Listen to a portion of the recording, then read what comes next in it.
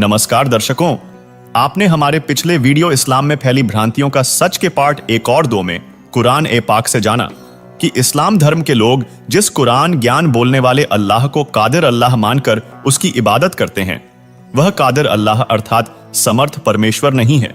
वहीं हमने पिछले वीडियो में यह भी जाना था कि इस्लाम धर्म में पुनर्जन्म को लेकर जो धारणा बनी हुई है वह गलत है। दर्शकों, यह ईद उल फितर पर इस्लाम में फैली भ्रांतियों का सच का भाग 3 है।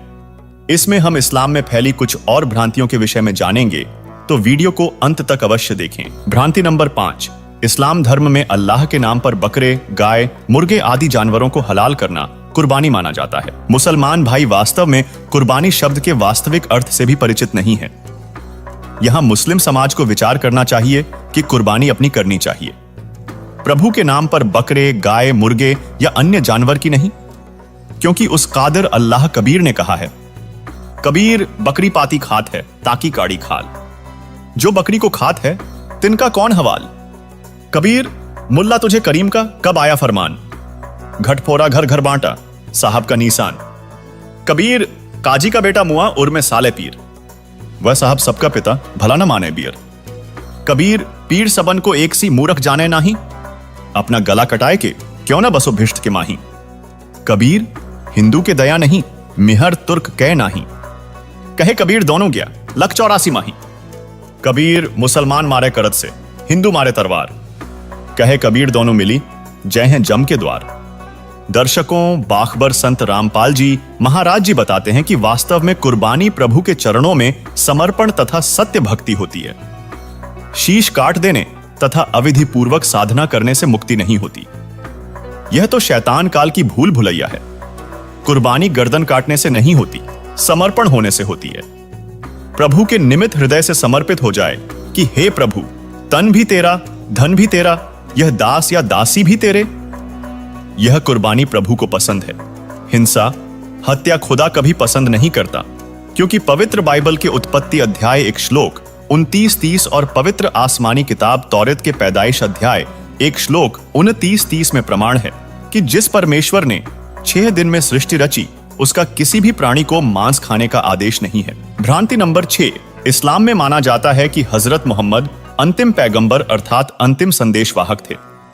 लेकिन दर्शकों, यह सत्य नहीं है, क्योंकि कुरान ए पाक का ज्ञान हजरत मोहम्मद को देने वाला अल्लाह तो कुरान शरीफ में सूरह फुरकानी 25 की आयत नंबर 59 में स्वयं कहा है, अल्लज़ी ख़लक़स्समावाति वल अर्द वमा बैनहुमा फी सित्तति अय्यामिन सुम्मा इस्तवा अलल अर्श अर्रहमानु फस्अल बिही ख़बीरा। कि जिस अल्लाह कबीर ने सर्व सृष्टि की रचना 6 दिन में की, फिर ऊपर अपने निज लोक में बने तखत पर जा विराजा, उसके विषय में पूर्ण जानकारी किसी बाखबर तत्वदर्शी संत से पूछो।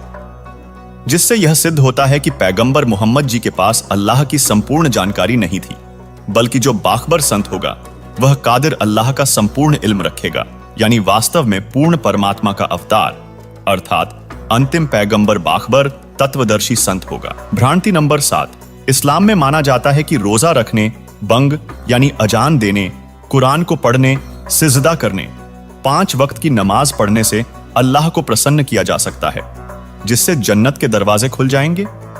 जबकि बाखबर संत रामपाल जी महाराज जी बताते हैं कि इस्लाम धर्म के मानने वालों को यही मालूम नहीं है कि जिस कुरान ए पाक का ज्ञान देने वाले अल्लाह को आप अपना खुदा मानते हो, वह तो स्वयं संपूर्ण ज्ञान नहीं रखता।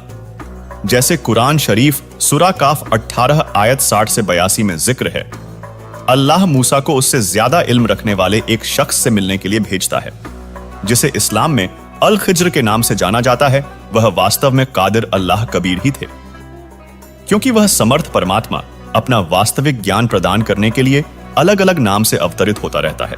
जैसे अल्लाह कबीर ने कहा है, सतयुग में सत सुकृत कहटेरा, त्रेता नाम मुनिंद्र मेरा, द्वापर में करुणामय कहलाया, कलयुग में नाम कबीर धराया, चारों युगों में हम पुकारें, कूक कहें हम हेल रे, हीरे मानिक मोती बरसें ये जग चुकता ढेल रे। कबीर नाम जो बेदन में गावा, कबीरन कुरान कह समझावा, वाही नाम है सबन का सारा, आदि नाम वाही कबीर हमारा। दर्शकों, हदीस में मूसा जी की यह कहानी विस्तार से बताई गई है। 55 हदीसों में इस कहानी का जिक्र मिलता है कि एक दिन हजरत मूसा सत्संग फरमा रहे थे। उनसे एक सत्संगी ने पूछा कि हे मूसा, आज के दिन जमीन पर सबसे ज्यादा इल्म रखने वाला शख्स कौन है? हजरत मूसा ने बड़े गर्व से उत्तर दिया, मैं। अल्लाह को मूसा का यह अंदाज बिल्कुल पसंद ना आया और कहा कि मूसा, तेरी यह बात सुनकर मुझे बहुत दुख हुआ। तूने अपने आप को सबसे बड़ा इल्मी कैसे मान लिया? तब घुटनों के बल बैठे मूसा ने कहा कि मैं आपका भेजा हुआ रसूल हूं और मुझे सारा इल्म आपसे हासिल है, इसलिए मैंने यह कह दिया कि आज जमीन पर मेरे से ज्यादा इल्म किसी के पास नहीं है। तब उस अल्लाह, जिसे पूरा मुस्लिम समाज अपना खुदा मानता है, ने कहा कि मूसा, जमीन पर तेरे से ज्यादा इल्म रखने वाला शख्स मौजूद है और तेरा इल्म उसके इल्म के सामने कुछ भी नहीं।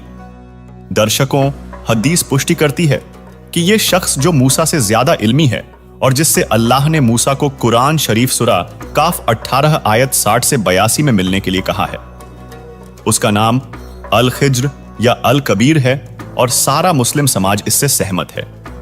वहीं कुरान का ज्ञान बोलने वाले अल्लाह ने कुरान की उपरोक्त आयतों में हजरत मोहम्मद जी को भी बताया कि मैंने मूसा को वह ज्ञान जानने के लिए एक शख्स के पास भेजा जो ज्ञान मूसा को नहीं था। उस ज्ञान के सामने मूसा को प्राप्त ज्ञान अर्थात पुस्तक तौरेत का ज्ञान कुछ भी मायने नहीं रखता। मूसा जी उस ज्ञान को प्राप्त किए बिना ही खाली लौट आया था।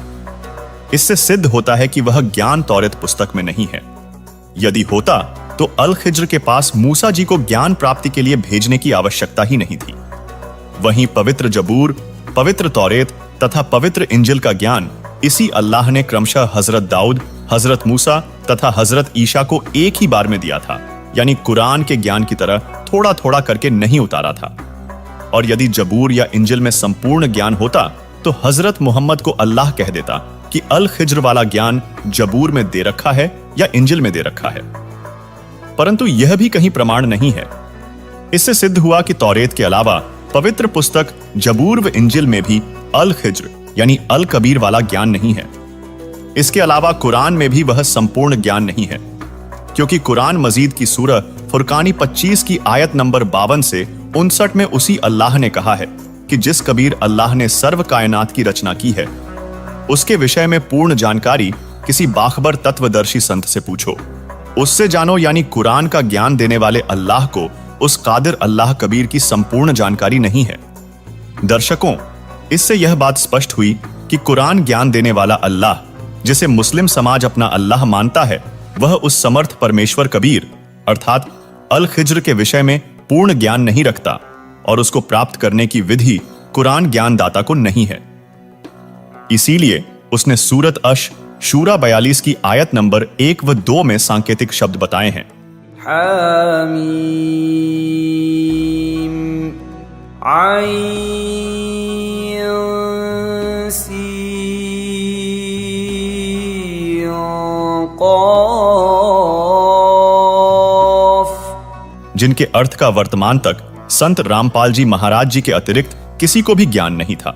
हजरत मोहम्मद को भी इनका ज्ञान नहीं था। इनके ज्ञान बिना मोक्ष नहीं हो सकता, न जन्नत प्राप्त हो सकती, क्योंकि बाखबर संत रामपाल जी महाराज बताते हैं कि कुरान मजीद सूरत अश शूरा 42 की आयत नंबर 1 व 2 में कहा गया है, हाँ मीम यानी यथार्थ पूजा के आयन सीन काफ सांकेतिक मंत्र हैं जो साधना मुसलमान करते हैं। 5 समय नमाज, जकात यानी दान, रोजे यानी व्रत रखना, कुरान मजीद का तिलावत यानी पाठ करना, सिजदा करना, बंग देना आदि आदि।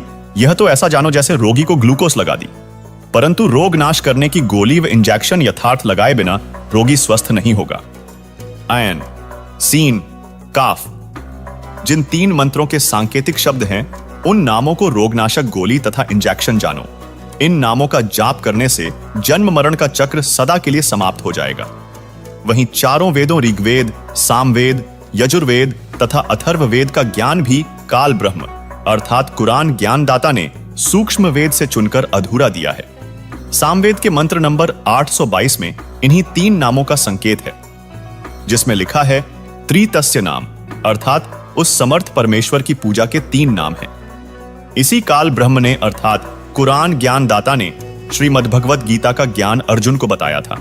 गीता अध्याय 17 श्लोक 23 में भी ओम तत् सत के रूप में समर्थ परमेश्वर सृष्टिकर्ता की साधना करने के 3 नाम के मंत्र का संकेत है। ओम तत्सदिति निर्देशो ब्रह्मणस्त्रिविधः स्मृतः ब्राह्मणास्तेन वेदाश्च यज्ञाश्च विहिताः पुरा, जिसकी स्मरण की विधि 3 प्रकार से बताई है, जिसे केवल बाखबर तत्वदर्शी संत ही बता सकता है। इससे यह भी सिद्ध हुआ कि हजरत आदम से लेकर हजरत मोहम्मद तक सभी नबी व उनके अनुयायी मोक्ष से वंचित रहे, बहिसत यानी जन्नत अर्थात स्वर्ग में भी नहीं जा पाए, जिसका प्रमाण संत गरीबदास जी ने दिया है।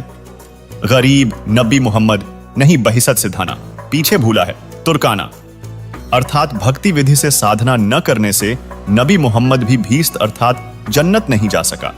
उसके पीछे उसी साधना को करके सब तुर्क यानी मुसलमान भी सत्य साधना भूले हुए हैं।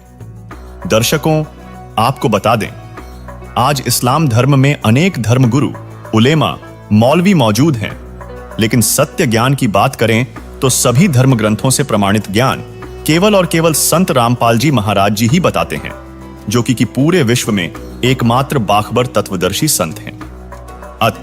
आप सभी से निवेदन है कि कादर अल्लाह कबीर का संपूर्ण ज्ञान व सतभक्ति जानने के लिए बाखबर तत्वदर्शी संत रामपाल जी महाराज जी का प्रतिदिन मुसलमान नहीं समझे ज्ञान कुरान पर सत्संग देखें, या बाखबर तत्वदर्शी संत रामपाल जी महाराज द्वारा लिखित पाक पुस्तक मुसलमान नहीं समझे ज्ञान कुरान को जगत गुरु रामपाल जी .org वेबसाइट से डाउनलोड करके पढ़िए। धन्यवाद।